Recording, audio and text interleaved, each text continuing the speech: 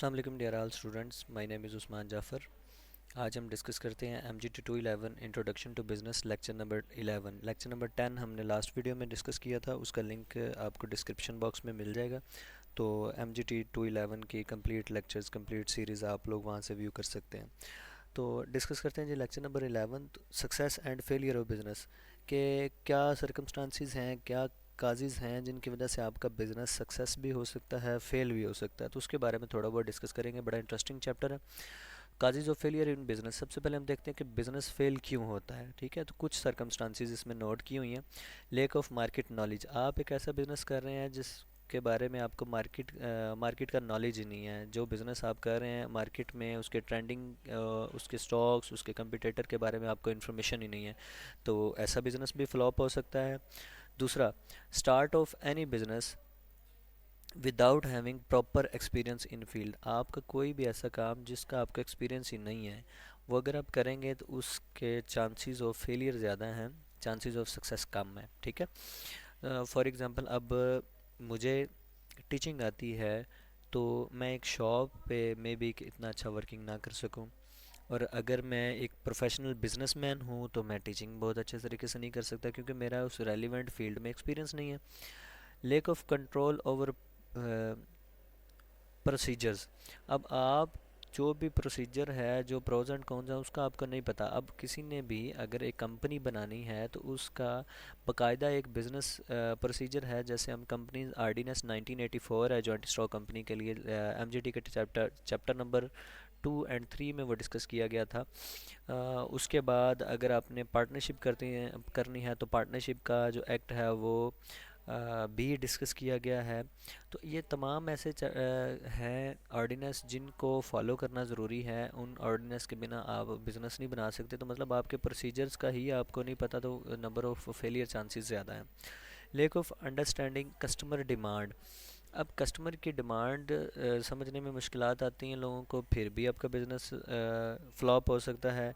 Poorly designed production process, देखें एक चीज़ है उसका नो डाउट वो प्रोडक्ट बहुत अच्छी है, लेकिन वो डिज़ाइन इस तरीके से नहीं की गई कि लोगों को उसका पता ही नहीं चल रहा, लोग समझ ही नहीं पा रहे आपकी प्रोडक्ट को। तो उस तरीके की कि जितनी मर्ज़ी अच्छी प्रोडक्ट होगी लेकिन वो क्या होगी, वो सारी की सारी फ्लॉप हो जाएगी। फॉर एग्ज़ाम्पल, अब मैंने एक सॉफ्टवेयर बनाया, सॉफ्टवेयर बना लिया, बना के मैंने मार्केट में लॉन्च कर दिया, लेकिन उसके साथ मैंने उसका हाउ टू यूज़ ही नहीं दिया, तो लोग कैसे मेरे सॉफ्टवेयर को जान सकेंगे।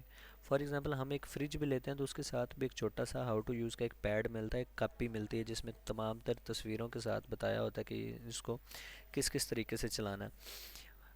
तो आपकी डिज़ाइन बहुत डिपेंड करता है आपकी चीज़ों पे।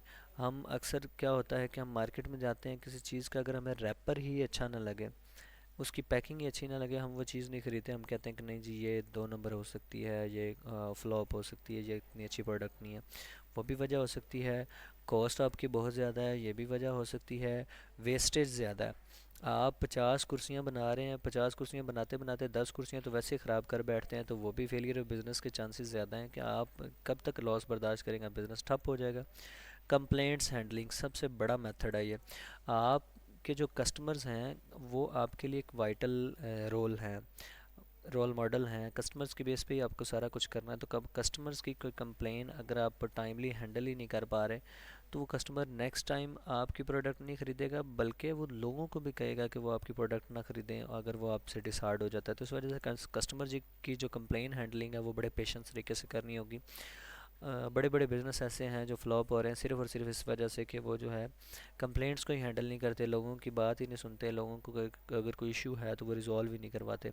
क्वालिटी सबसे बड़ा मेथड है। क्वालिटी अगर अच्छी होगी तो ही आपकी प्रोडक्ट कामयाब है, वरना फ्लॉप, क्योंकि मार्केट में कंपटीशन बहुत ज़्यादा है।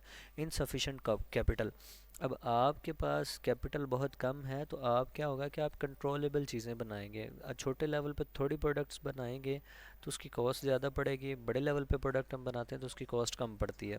तो ये भी एक वजह है। बैड लक, कुदरती तौर पे या आपकी किस्मत ही में नहीं है वो कारोबार, तो फिर भी आप फेल हो सकते हैं। नेचुरल डिज़ास्टर, फॉर एग्ज़ाम्पल आपने एक बिज़नेस बनाया, आपने एक फैक्ट्री बनाई, बड़ी अच्छी चल रही थी, अचानक ज़लज़ला आया, वो गिर गई, तो वो भी बिज़नेस फ्लॉप होने के ज़िम्मे में आ जाती है। रीज़न फॉर सक्सेस, अब देखें कौन कौन से कंट्रोलेबल फैक्टर हैं जिनको आप कंट्रोल करके अपना बिजनेस जो है ना वो सक्सेस की तरफ लेके जा सकते हैं, रिकवरी की तरफ लेके जा सकते हैं, बूम पे लेके जा सकते हैं। रिस्पॉन्स ऑफ मार्केट, मार्केट का रिस्पॉन्स आपको पता होना चाहिए। कंपिटेंस, आपके जो कंपिटेटर हैं वो आपको पता हो, आप कंपेटिबल हों उन चीज़ों को करने के लिए। Knowledge of market, knowledge of product, knowledge of system, market का पता हो आपको, क्या प्रोडक्ट आपने लॉन्च करनी है वो पता हो, अब पूरे सिस्टम का पता हो कि कौन सा प्रोसीजर है, किस तरीके से हम बिज़नेस कर सकते हैं। तो ये कुछ 4 फैक्टर हैं 5 जिनकी बेहाफ पे आप अपने बिज़नेस को सक्सेस लेवल बढ़ा सकते हैं, बिज़नेस को सक्सीड करवा सकते हैं।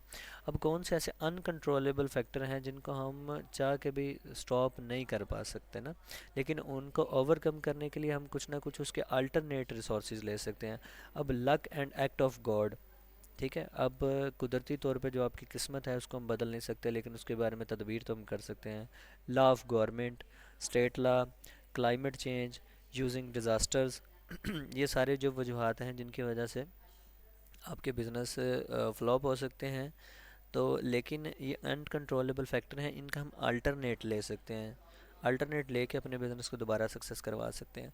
जॉइंट वेंचर आते हैं। जॉइंट वेंचर में क्या होता है कि 2 और मोर पीपल और organization join hand and decide to do a combined business. अब 2 या इससे ज़्यादा कंपनीज आपस में मिल जाएं तो वो जॉइंट वेंचर कहलाती है। फॉर एग्जांपल जैज़ और वारद 2 नेटवर्क थे पाकिस्तान में।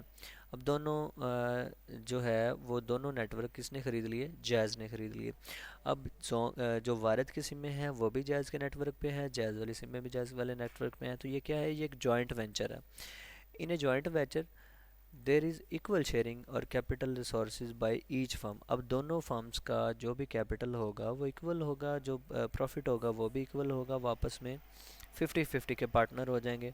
जॉइंट वेंचर के एडवांटेजेस क्या है कि provide opportunity to acquire new expertise. अब मेरे पास 4 एक्सपर्ट थे, दूसरी कंपनी वाले के पास भी 2-3 एक्सपर्ट थे, 7 एक्सपर्ट मिल के जब मेरे मुझे राय देंगे तो वो बहुत अच्छी होगी, जिसकी वजह से मेरी अपॉर्चुनिटी बिज़नेस की ज़्यादा आ जाएगी, सक्सेस होने की ज़्यादा हो जाएगी। जोग्राफिकल मार्केट बड़ी हो गई, आपकी टेक्नोलॉजी ज़्यादा हो गई, आपके पास स्पेशलाइज्ड स्टाफ आ गया, आपके पास शेयरिंग रिस्क जो है, आप सारा का सारा नुकसान खुद बर्दाश्त कर रहे थे, अब आप 2 लोग बर्दाश्त करेंगे तो वो शेयरिंग जो रिस्क है वो कम हो गया। स्ट्रेटजिक अलाइंस पढ़ते हैं जी। स्ट्रेटजिक अलाइंस भी इसी तरीके से है। इन स्ट्रेटजिक अलाइंस 2 और more then 2 organization collaborate for mutual profit. 2 या 2 से ज़्यादा ऑर्गेनाइजेशन आपस में कोलैबोरेशन करें म्यूचुअल प्रॉफिट की। फॉर एग्जांपल, इसकी अगर मैं एग्जांपल दूं कि गोरमे और पेप्सी दो मार्केट में हैं, ये एक ऐसी स्ट्रेटजी बनाएंगे जिन पे ये दोनों बराबर हों, मतलब कि अगर 5 रुपये पेप्सी इंक्रीज़ करते तो 5 रुपये गवर्नमेंट भी इंक्रीज़ कर दे, 5 रुपये पेप्सी डिक्रीज़ करती है तो 5 रुपये गवर्नमेंट भी डिक्रीज़ कर दे। ये है म्यूचुअल प्रॉफिट या म्यूचुअल अलाइंस आपकी इसको बोलते हैं हम, ठीक है। तो इसमें ये लाइक है, एक एग्जांपल दी हुई है कि strategic alliance is commonly seen in airlines industries around the world. अब देखें हर एयरलाइन इंडस्ट्री दूसरे के साथ कनेक्टेड है। अब इनका बिज़नेस इकट्ठा नहीं है, लेकिन इनके जो कंपटीशंस हैं, जो इनकी वर्किंग है वो इकट्ठी है कि पाकिस्तान एयरलाइन को दूसरी तमाम एयरलाइंस के साथ अपनी स्ट्रेटजीज़, अपने अलाइंसेस शेयर करना होंगे। हम उनके मुल्क भी जाएंगे, वो हमारे मुल्क भी आएंगे, वो भी बिज़नेस करेंगे, हम भी बिज़नेस करेंगे, ठीक है। आगे आ जाते हैं merger and acquisition. Merger is a new trend in market which 2 और more organisation combine together and from new organisation. अब देखें मर्ज का फंक्शन क्या है कि आप 2 कंपनीज को जोड़ देते हैं और उनका एक नाम हो जाता है। वारद का नाम ख़त्म हो गया, वो भी सिम पे क्या शो होता है? जैज़ शो होता है। तो इसका मतलब है कि हमने एक न्यू ऑर्गेनाइजेशन बना ली, या वही ऑर्गेनाइजेशन को स्टैंड बाय करके एक पोजीशन के तहत उनको इक्वलाइज कर दिया, तो ये भी एक पॉसिबिलिटी है। या मैं क्या करूं, जैज़ और वारद दोनों को इकट्ठा करके जो है एक पीके सिम के नाम से सिम बना दूं। तो इसका मतलब है कि मैंने 2 बिजनेसेस को मर्ज करके एक नया बिज़नेस बना दिया, ठीक हो गया। एक्विजिशन क्या है? Slightly different from merger. Here one business acquired to other business instead of combining, ownership move more toward the acquiring partner. अब इसमें क्या किया है कि एक बंदे ने दूसरा बिजनेस कैरी करके अपने बिजनेस में ही मर्ज कर लिया, ठीक है। जैज़ और वारस दो आपस में नेटवर्क्स थे। जैज़ ने ख़रीद के उसको भी जैज़ की शेप दे दी है, उसको अपने बिजनेस में मर्ज कर लिया, उसको हम एक्विजिशन बोलते हैं, ठीक है। तो ये कुछ 12 नंबर चैप्टर में चीज़ें थी, 11 नंबर में सॉरी, जो आप लोगों ने सीखी। नेक्स्ट लेक्चर में इंशाल्लाह हम 12 डिस्कस करेंगे। अल्लाह हाफिज़।